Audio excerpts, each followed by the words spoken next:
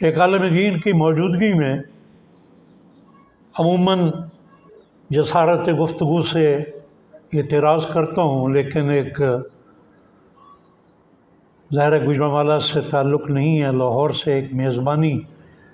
کی رعایت کو استعمال کرتے ہوئے قبلہ محترم نے بہت خوبصورت درس دیا۔ یقیناً یہ آپ برادران کی خوش نصیبی ہے کہ ایسے علماء آپ کو بڑی آسانی سے میسر ہیں۔ علماء کرام کی صحت و سلامتی کے لیے بآواز بلند صلوات۔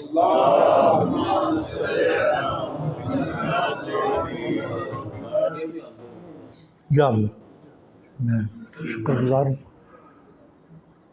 تذکر کی بہت اہمیت ہے اسلام میں، تو علماء کرام تشریف فرما ہے، اور یہ حسینی مطالعاتی نشست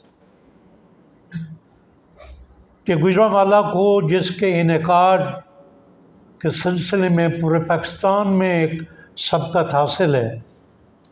باقاعدگی کے ساتھ، مکمل ایجنڈے کے ساتھ، اور علماء کرام سے دروس کے عنوان سے مستفید ہونے کے حوالے سے ایک خاص تخصیص ہے گوجرانوالہ کی۔ میں برادران کو ان کے اس عمل پہ مبارکباد عرض کرتا ہوں۔ جو عزیزان اور جو برادران اس نشست میں میری گفتگو کو پہلی دفعہ سن رہے ہیں، ان کے لیے یہ جملہ نیا ہوگا، اور جو برادران مسلسل کسی نہ کسی طریقے سے زحمت گفتگو کے دائرے میں آتے ہیں، وہ یقیناً سن چکے ہوں گے کہ میں نے اس حسینی مطالعاتی نشست کے بارے میں پورے پاکستان میں یہ بات بڑے وثوق کے اور یقین کے ساتھ کی کہ امامیہ آرگنائزیشن پاکستان کے قصر تربیت کے صدر دروازے کا نام ہے حسینی مطالعاتی نشست۔ یعنی اگر تربیت کی جانب آپ متوجہ ہونا چاہتے ہیں، آپ نوجوانوں کو اپنے پیغام کی جانب متوجہ کرنا چاہتے ہیں، آپ نئے لوگوں تک اپنا تنظیمی پیغام پہنچانا چاہتے ہیں، تو حسینی بنیادی نشست وہ دروازہ ہے۔ جیسے عالمین کا رسول نے اپنے آپ کو شہر علم قرار دیا اور مولا کائنات علی ابن ابی طالب کو باب مدینۃ العلم قرار دیا، اور باب مدینۃ العلم پہ اپنی جبین نیاز کو جھکائے بغیر ہم شہر کی تعریف کرنے پہ اگر اکتفا کریں گے تو ہدایت ہمارا مقدر نہیں بنے گی۔ اسی طرح اگر امامیہ آرگنائزیشن پاکستان کے تربیتی نظام میں آپ داخل ہونا چاہتے ہیں، برادران کو داخل کرنا چاہتے ہیں، امت کو اس جانب متوجہ کرنا چاہتے ہیں، تو وہ بہترین طریقہ یہ حسینی مطالعاتی نشست کا ہے۔ ہم نے حسینی مطالعاتی نشست، حسینی محفل دعا اور ماہانہ مجلس فکر اہل بیت کا جس کا بڑا تسلسل کے ساتھ یہاں پہ انعقاد ہوتا ہے، ان تمام تینوں پروگراموں کو اور اس میں ایک شامل کر لیتے ہیں قرآن سینٹر، قرآن کے پروگراموں کے حوالے سے ان کو ہم نے مستقل تربیتی پروجیکٹ کا نام دیا ہے، جو امامیہ آرگنائزیشن پاکستان کا ایک تربیتی مستقل ادارہ ہے، مستقل پروگرام ہے۔ تو رب ذوالجلال نے آپ کو یہ توفیق دی۔ میں زیادہ آپ کی زحمتوں کو، آپ کی سماعتوں کو زحمت نہیں دوں گا۔ ایک دفعہ اپنی توجہ کے اظہار کے لیے بآواز بلند صلوات پڑھ دیں۔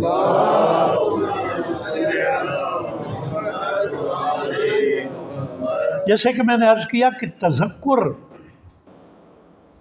اور تذکر سے انسان غفلت سے نکلتا ہے۔ علماء کرام موجود ہیں،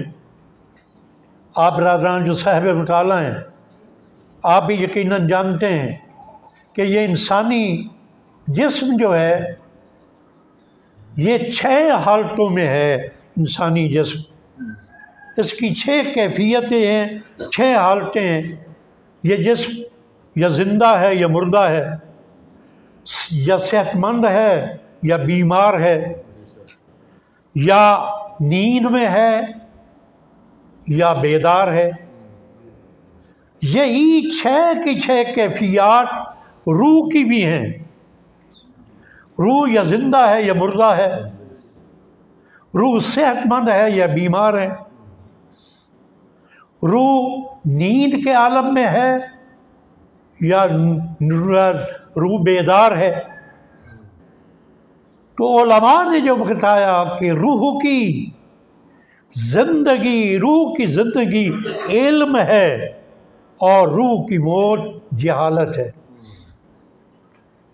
اسی طرح روح کی نیند غفلت ہے اور روح کی بیداری انتباہ ہے۔ یہ نشستیں روح کی نیند سے اپنے آپ کو اور آپ کو، یعنی ہم سب مل کے یہ کوشش کرتے ہیں کہ ہم اپنی روح کو گہری نیند نہ سونے دیں، اور اس کے لیے ہم اپنی روح کو نکھارنے کے لیے اپنے رب سے متوجہ رہتے ہیں، رب کی طرف متوجہ رہتے ہیں۔ جیسا قبلہ محترم آپ کو اپنے نفس کی تربیت کے حوالے سے اقوال ائمہ معصومین علیہ السلام کی جانب متوجہ کر رہے تھے۔ ہر شخص کی یہ ذمہ داری ہے کہ اس نے امر بالمعروف و نہی عن المنکر کے فریضے کو انجام دینا ہے۔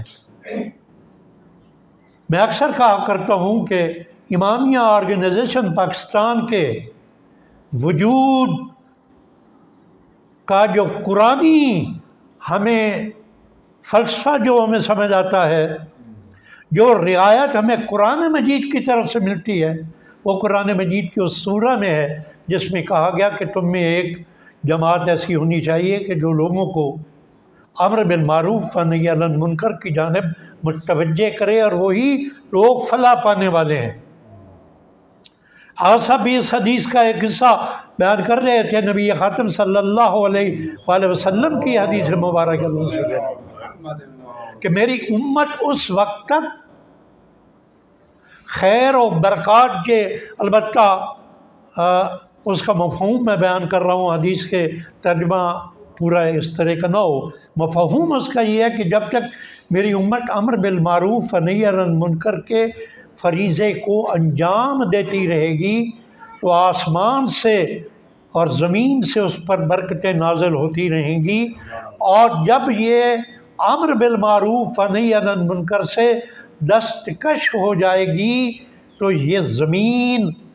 اپنی رحمتیں اور آسمان اپنی رحمتیں روک لے گا، اور تم میں سے ہی، انہی لوگوں میں سے، یعنی اسی امت میں سے ہی کچھ لوگ ان پر مسلط ہو جائیں گے، پھر وہ دعائیں بھی کریں گے تو ان لوگوں سے ان کی جان بخشی نہیں ہوگی۔ آج کے دور میں ہم بھگت رہے ہیں۔ یہ حکمران ہمارے نامہ اعمال کی پاداشت ہے۔ ہم کلمہ حق کہنے سے گھبراتے ہیں، ہم اپنے دفاع کے لیے، ہم نے پارا چنار کے مظلوموں کے لیے کتنی طاقتور آواز اٹھائی ہے۔ ان کا جرم اس سے سوا ہے کوئی کہ علی ولی اللہ کہنے والے ہیں، ولایت علی ابن ابی طالب، ولایت ائمہ معصومین علیہ السلام پہ عمل کرنے والے ہیں؟ تو پھر جب ہم خوف زدہ ہوں گے تو پھر ہم پہ ظالم حاوی آ جائیں گے۔ تو برادران محترم، یہ تذکر اس لیے ہے مولا کائنات علی ابن ابی طالب علیہ کا بڑا خوبصورت جملہ امام فرماتے ہیں کہ اے انسان، تمہارے اور پند و نصاحے کے درمیان غفلت کا پردہ ہے۔ یہ غفلت تمہیں علماء کرام کے سنے ہوئے دروس پر عمل پیرا بھی نہیں ہونے دیتی۔ ایک کان سے سنتے ہیں، دوسرے کان سے نکال دیتے ہیں، یا زیادہ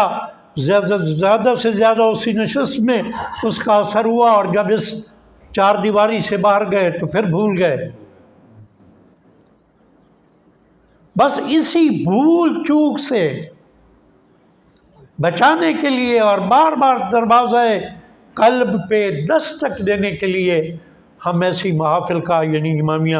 آرگنائزیشن پاکستان انعقاد کرتی ہے۔ نظامت تعلیمات و تبلیغات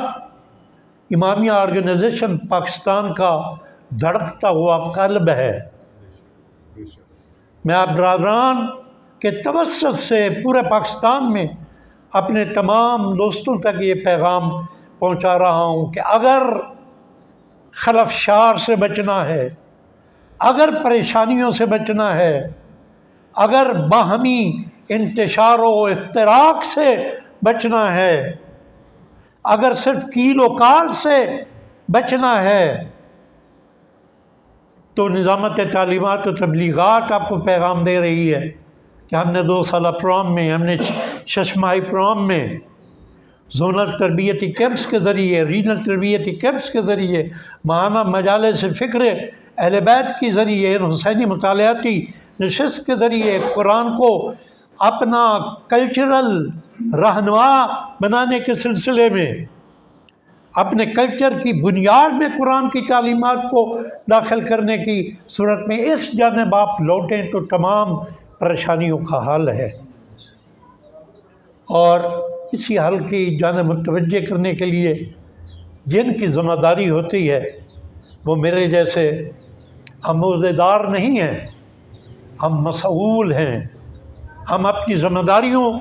کے عنوان سے بار بار اعلان کرنے کے پابند ہیں، ہم بار بار یاد دہانیاں کرانے کے پابند ہیں۔ تو برادران محترم، آج میرے اس مقام پہ آنے کا مقصد اولین تو اپنے برادر بزرگوار برادر سید ضمیر حسین نقوی صاحب کو ان کی سسٹر کے انتقال پہ تعزیت و تسلیت عرض کرنا تھا، اور ساتھ ہی انہوں نے مجھے یہ سعادت بھی عطا کر دی کہ یہاں پہ کچھ کلمات آپ کی سماعتوں تک میں نے پہنچا دیے۔ تو برادران محترم، ایک تنظیمی فرد ہونے کے ناطے، اور میرے مخاطب بھی اگر تنظیمی افراد ہیں یقیناً ہیں، تو بس اتنا خیال رکھیں کہ سب سے پہلے آپ کو کامل یقین ہو کہ جس کارواں سے میں منسلک ہوں وہ میری آخرت کو بنانے کا وسیلہ بنے گا، کیونکہ امامیہ آرگنائزیشن پاکستان کا نصب العین یہ میں گزارش کروں گا کہ ان بنیادی نشستوں میں اراکین کو یہ یاد کرایا جائے کہ جب ان سے کوئی دوسرا شخص پوچھتا ہے کہ امامیہ آرگنائزیشن پاکستان کیا ہے، تو وہ کہے کہ یہ نصب العین ہے، اسی سے سمجھ جائیں کہ امامیہ آرگنائزیشن پاکستان کا نصب العین کیا ہے کہ ایسے اسلامی معاشرے کا قیام کہ جس کی بنیاد تعلیمات قرآن اور سیرت ائمہ معصومین علیہ السلام ہے۔ یہ ایک ایسا بڑا کارنامہ ہے، آپ کو یقین ہونا چاہیے۔ پھر اپنے آداب پہ آپ کو کامل یقین ہونا چاہیے، اور اپنی منزل سے عشق ہونا چاہیے۔ دیکھیں، یہ تنظیمی کام، یہ تحریکی کام کسی بھی صورت میں عشق کے بغیر آگے نہیں بڑھ سکتے۔ آپ کو عشق ہو، عشق ہوگا تو اپنے وقت کو صرف کریں گے، عشق ہوگا تو اپنے مال کو صرف کریں گے، عشق ہوگا تو اپنے گھر کے افراد کو، اپنے بچوں کو، اپنے اہل خانہ کو اس پیغام کی جانب متوجہ کریں گے۔ بس بڑی حکمت کے ساتھ، جیسے قبلہ محترم بھی اپنے درس میں متوجہ کر رہے تھے کہ یہ نشست ایک وسیلہ ہے نئے افراد تک بھی پیغام پہنچانے کا، اور پیغام اس انداز میں پہنچائیں کہ جس میں کامل حکمت ہو۔ آپ علماء کرام سے سن چکے ہوں گے کہ جب ایک ہمارے جیسے کسی غیر حکیم انقلابی نے کسی ایک عیسائی کو اسلام کی دعوت دی اور اس نے اسلام قبول کر لیا اور اسے دعوت دی کہ آئیں نماز فجر ہمارے ساتھ پڑھیں، اس نے نماز فجر پڑھی، پھر تعقیبات پہ بٹھا دیا، پھر ظہر کا وقت ہو گیا، پھر عصر کا وقت ہو گیا، پھر تعقیبات، پھر مغرب کا، پھر عشاء کے بعد اسے کہا کہ اب آپ فارغ ہیں، اور اگلے ہی صبح جب وہ اسے گھر سے بلانے گیا تو گویا اپنے بند دروازے کے اندر اس نے کہا کہ میں اپنے پہلے یعنی یہودی تھا غالباً، میں اسی مذہب پہ درست ہوں، اس مذہب کے لیے تو انسان کو بالکل فارغ ہونا چاہیے۔ تو ہم تنظیمی افراد کو بھی یہ پیغام اس انداز میں نہیں دینا چاہیے کہ وہ تصور کریں کہ آئیو میں تو وہ آئے گا کہ جس کو نہ کوئی روزگار کی فکر ہے، نہ جس کو بال بچوں کی تربیت کی کوئی فکر ہے، جس کو نہ اپنے محلے داروں اور رشتہ داروں۔ نہیں، امامیہ آرگنائزیشن پاکستان سے جو منسلک ہے وہ سب سے زیادہ مربی، بہترین مربی ہے اپنے گھر کا، بہترین مربی ہے اپنے محلے کا، بہترین مربی ہے اپنے خاندان میں، بہترین مربی ہے۔ اسی لیے تو میں نے آپ کے اسی شہر میں کسی وقت میں کہا تھا کہ امامیہ آرگنائزیشن پاکستان کوئی بڑا دعویٰ نہیں کرتی، لیکن ایک دعویٰ یہ میں ہمت کر کے کہہ رہا ہوں کہ کراچی کے ساحلوں سے لے کر گلگت بلتستان کے کوساروں تک کسی شہر، کسی قصبہ میں چلے جائیں اور جہاں پہ مومنین کی تعداد موجود ہوگی، وہاں پہ اگرچہ چند کی تعداد میں ہوں گے لیکن سب سے زیادہ متدین، سب سے زیادہ فعال اگر کوئی افراد ہوں گے وہ امامیہ آرگنائزیشن پاکستان سے وابستہ افراد ہوں گے۔ ہاں البتہ ہم انسان بھی ہیں، خطائیں بھی ہوتی ہیں، غلطیاں بھی سرزد ہوتی ہیں، لیکن تنظیم کے ادارے موجود ہیں، تنظیم کے سرپرستی کرنے کے لیے علماء کرام موجود ہیں۔ تو جو سابقہ کچھ 1.5 سال 3 سال میں کچھ مایوس کن صورتحال رہی، تو جو تنظیم سے بہت گہرائی سے اور پرانے وابستہ برادران کو میں یہ پیغام دے رہا ہوں کہ یہ دورانیہ استحکامی تنظیم کا دورانیہ ہے۔ اس دورانیے میں ہم نے تعلیمات و تبلیغات کے ذریعے علم و عمل کے ایسے چراغ روشن کرنے ہیں کہ جس روشنی سے تمام جتنی ظلمتیں ہیں وہ انشاءاللہ چھٹ جائیں گی۔ اور کیونکہ یہ ہماری تربیتی نشست ہے، آخر میں امام جعفر صادق علیہ السلام کا ایک بہت خوبصورت قول کہ وہ میں آپ کے سامنے پیش کر دیتا ہوں۔ امام فرماتے ہیں کہ خوف انسان کے قلب کا نگران ہوتا ہے، خوف انسان کے قلب کا نگران ہوتا ہے، اور امید اس کے نفس کو اس کی خواہشات کی سفارش کرتی ہے۔ اگلا جملہ بڑا قابل توجہ ہے۔ امام فرماتے ہیں کہ اللہ کے بندوں کے امید اور خوف دو پر ہوتے ہیں کہ جس میں وہ پرواز کرتے ہوئے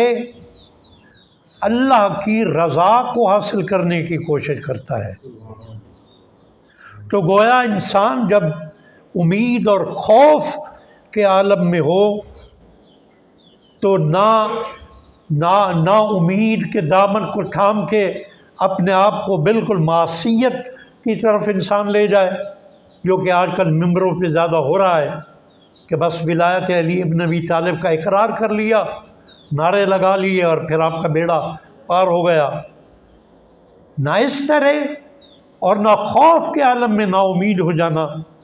تو برادران محترم، امامیہ آرگنائزیشن پاکستان آپ کو علماء کرام کے دروس کے ذریعے، اپنی مجلس نظارت میں موجود علماء کرام کی رہنمائی کے ذریعے آپ کو متوجہ کرتی ہے، اور سب سے زیادہ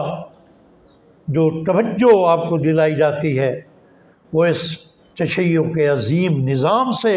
مربوط ہونے کے لیے، نظام مرجعیت، نظام رہبریت۔ اور اس حوالے سے میں یہ ضرور پیغام دوں گا کہ حالات حاضرہ میں بھی ابھی بیان کیا جا رہا تھا، آپ دشمن کی خبر رساں ایجنسیوں کی جانب اپنے نوجوانوں کو یہ پیغام دیں متوجہ نہ ہوں۔ یہ پروپیگنڈے کا دور ہے، یہ سوشل میڈیا کا دور ہے، یہ خبروں کو توڑ مروڑ کر پیش کرنے کا دور ہے، یہ آرٹیفیشل انٹیلیجنس کا دور ہے۔ لہذا اپنے حقیقی منابع کی جانب متوجہ ہیں۔